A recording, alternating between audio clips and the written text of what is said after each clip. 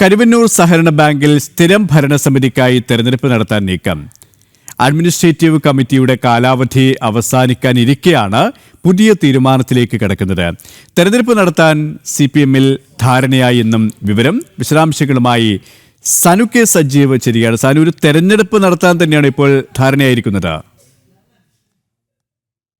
ഈ കരുവന്നൂർ സഹകരണ ബാങ്കുമായി ബന്ധപ്പെട്ടുകൊണ്ടുള്ള തട്ടിപ്പുകൾ, അതിനെ തുടർന്ന് EDയുടെ അന്വേഷണം, EDയുടെ കുറ്റപത്രം സമർപ്പിക്കൽ, ഒപ്പം തന്നെ CPM-ന്റെ സംസ്ഥാന നേതാക്കളെയും മുതിർന്ന നേതാക്കളെ അടക്കം പ്രതിയാക്കിക്കൊണ്ടും ഒപ്പം CPM എന്ന പാർട്ടിയെ തന്നെ പ്രതിയാക്കിക്കൊണ്ട് EDയുടെ കുറ്റപത്രം സമർപ്പിക്കൽ, ഇങ്ങനെ നിരവധി വിഷയങ്ങൾ നിലനിൽക്കെയാണ് കരുവന്നൂർ ബാങ്കിലെ പ്രതിസന്ധിയെ മറികടക്കുന്നതിന് വേണ്ടിയിട്ട് ചില നീക്കങ്ങളുമായിട്ട് CPM മാറിയിട്ടുള്ളത്.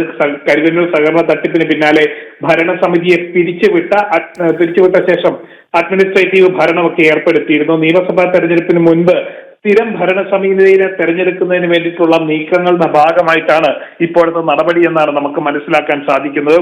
സ്ഥിരം ഭരണസമിതി അധികാരമേറ്റാൽ കരുവന്നൂർ രാഷ്ട്രീയ പ്രചാരണമാക്കുന്നത് തടയാൻ ഒരു പരിധി വരെ സാധിക്കുമെന്നാണ് പാർട്ടി കണക്ക് കൂട്ടുന്നത്. എന്തായാലും ഇത്തരത്തിൽ ഈ ഒരു തുടർച്ചയായിട്ടുണ്ടാവുന്ന ഈ ആരോപണങ്ങൾ, ഒപ്പം തന്നെ കരുവന്നൂർ സഹകരണ ബാങ്കും ഒപ്പം തൃശ്ശൂരിലെ മറ്റ് സഹകരണ ബാങ്കുകളും ഒക്കെ ആയിട്ട് ബന്ധപ്പെട്ട് പാർട്ടിക്കുള്ളിൽ നിന്ന് തന്നെ ചില വെടിപൊട്ടിക്കലുകളൊക്കെ ഉയർന്നു വന്ന സാഹചര്യത്തിൽ അതിനെയെല്ലാം മറികടക്കുന്നതിന് വേണ്ടിയിട്ട് കരുവന്നൂരിൽ നിന്ന് തന്നെ തുടങ്ങാം എന്നാണ് ഒരുപക്ഷെ CPM വിചാരിക്കുന്നത്. എന്തായാലും അതിനു വേണ്ടിയിട്ടുള്ള നടപടിക്രമങ്ങളൊക്കെ പൂർത്തിയാക്കിയിട്ടുണ്ട്. തെരഞ്ഞെടുപ്പ് നടത്താൻ CPIM-ൽ നിലവിൽ ധാരണയായിട്ടുണ്ടെന്നാണ് നമുക്ക് മനസ്സിലാക്കാൻ സാധിക്കുന്നത്. KP സാനുവാണ് വിവരങ്ങൾ നൽകിയത്.